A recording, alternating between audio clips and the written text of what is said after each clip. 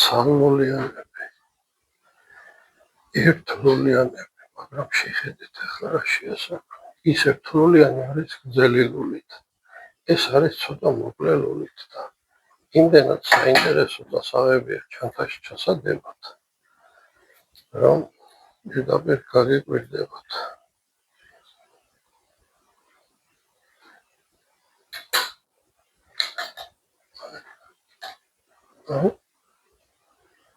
პირდაპირ ჩადებთ ჩანთაში. ძალიან საინტერესო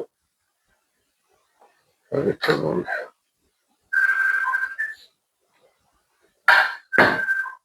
ახლა რომ ხელა ხდება.